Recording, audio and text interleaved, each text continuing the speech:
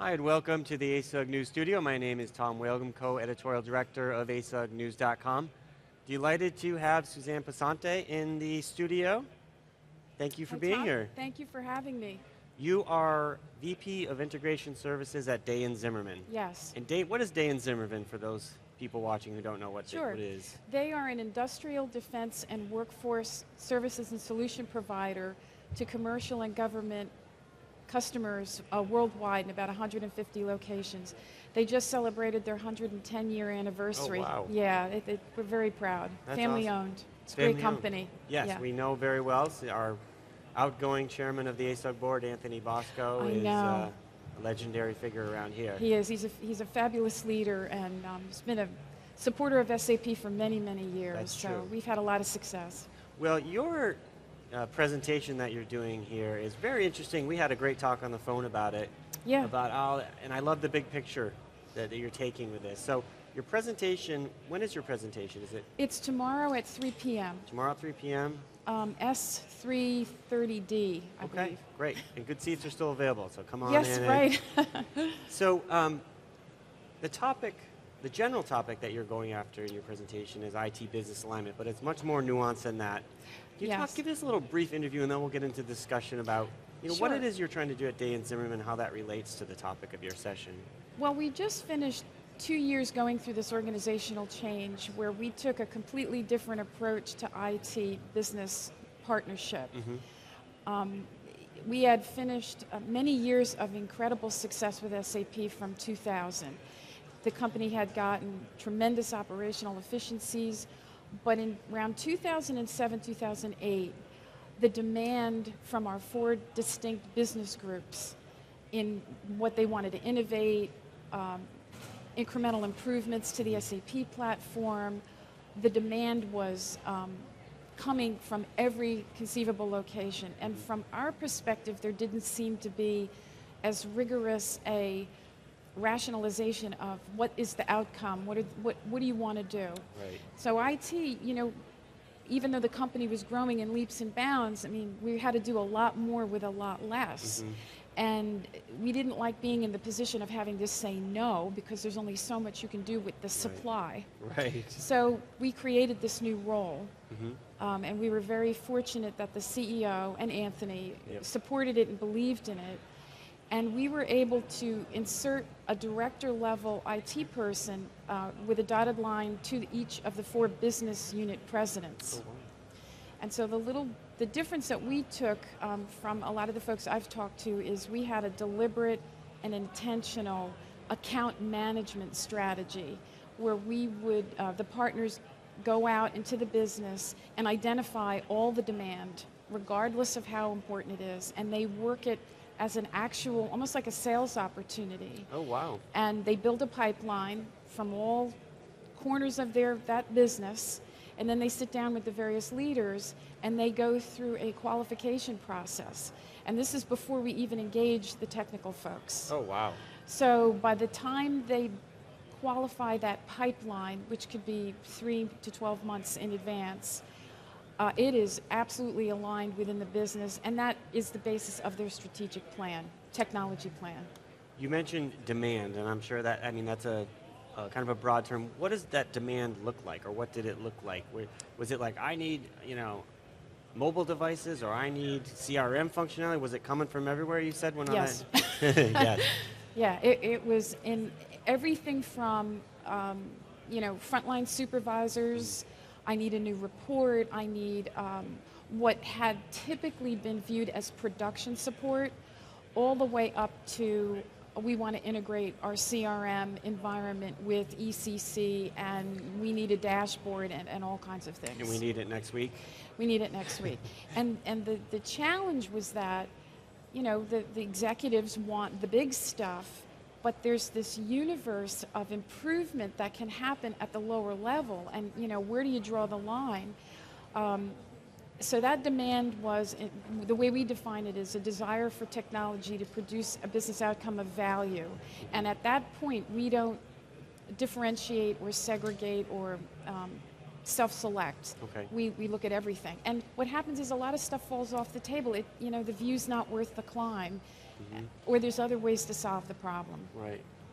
So is there, I guess that the business is looking for these new things is good in one sense, that they're thinking that turning to you, Right. but also that can get out of control. Was it hard to start implementing this new structure with the business folks? Yes, it was challenging, but probably not for the reasons, at least not the reasons I thought it was going to be difficult. What did you think it was going to be? It was hard to, business people have to basically take it on faith. And here you are showing them the pipeline of what they want to do with their business technologically. But we can't promise you that all of this is going to get done when you want it. Right. So there's a little bit of expectation management in that. The other thing was the IT folks. We took that decision making out of their hands now and became this middle translator between the business and that. So there had to be some trust there. It took time to earn that trust on both sides. You talked a lot in your presentation, I think, about the two words that I took out were pace and speed of demand. I love that kind of concept to think about. Can you now pace demand? How can you talk about some of the successes that you've had so far? Sure. Yeah, I can think of one business group in particular, high transaction. They're a technical staffing company, and it runs the gamut. And when we first introduced the partner role, it was like Walmart on Black Friday. We had no idea that there was so much pent up. And demand meaning, like, people want stuff done. They want to improve their process, whatever.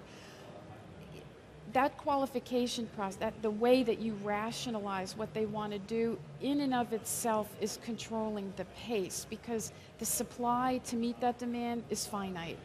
And the conversation I have a lot of time with folks is, if I gave you everything on this tomorrow, you couldn't digest this all either. So we're not slowing the pace down, but we're being realistic in terms of how we sequence it and what you do first, second, and third. And most of the time the business has to get their organization ready to absorb it so that you can hit the ground running from day one. Is this just for SAP or for all technology decisions? We do it for all. For all. But SAP is predominantly where... Is a big part of it. Yeah, because our operations enterprise folks do the email and the mobility device strategies and all of that. And we're more of a point of escalation. Okay. But SAP is where the real conversations happen in the executive suite. What do the skill sets need to be for these people who are out there? They must be pretty special people. They're very special people. They average 15 years with Day and Zimmermann. We were very lucky that we had 4 people that had a lot of credibility and tenure with the company. Sure. I'd have to say that's important, or the industry. And they were not super technologists per se. Many of them were business people that had made the transition or did engagement. From a soft skill set, I'd say you have to be a doctor, you have to be a diagnose, an orchestra conductor, a diplomat, and a coach. And so emotional intelligence and business savvy and being able to communicate with anyone at any level in the organization is key. Right. What types of results have you seen? Can you think of one big story in your mind, something that happened recently, or that, like, wow, this is when you thought to yourself, this is working, like, this is happening? You don't have to name names or anything, but... Well, 6 months after we launched it, the vice president of development came to me and said, this is the best thing that has ever happened. You've saved us so much time. Before this, our managers had to go meet with the business and try to dig through requirements and put it all together, and now we don't have to do that anymore. We don't have to talk to the client. Well, yes, they do, but not in all that pre-work. So. Right. And then we got, there were challenges along the way. Each group worked at a different pace. But I'd have to say we got our arms around the pent-up demand. Now it's a matter of figuring out how we're going to do it all. Right. But at least we know what it is we have to do. Right. So does that make, we hear a lot about the SAP Roadmap, which can be overwhelming in itself with all the innovation. Does that help you now in the future plan when, say, someone will come from one of your groups and say, It's you very got good. this, and then Yeah. can that sync up? Yeah, that's an excellent point. In a few cases, the business was more mature technologically, so that opportunity pipeline, if you will, we were able to get to a point where we could actually create a strategic roadmap for them 1, 2, 3 years out. Not everybody was in a position to do that. They were Okay. maybe still at the taking care of your backlog, some stuff that really needed a lot of attention. But Right. everybody, we're going to try to move in that direction. Great. Well, my last question would be, what would be your piece of advice, an ASUG member looking at this and saying, well, wow, that sounds good, I'm interested, I know Right. there's probably a lot of work there. How do you get started or start thinking about this? Well, I've had a lot of people tell me, well, you're really lucky. You had a CEO that, understood the value, and obviously Anthony, our CIO. But I'd have to tell you, just because we were invited into the executive suite, that's not an automatic guarantee that people are going to just take your advice. I mean, you Right. have to work it as a relationship, and we had deliberate account planning for each executive, just like a sales business development, and that really helped bring a level of maturity into how we're going to engage the executives to build the trust and the relationship. So everybody can always start from that perspective. Great. Well, thank you very much for Well, coming thank by, you. and It's a pleasure. everyone should go attend your session tomorrow. Yeah, thank you. Nice talking with you. And check out asugnews.com for more videos from Annual Conference 2012.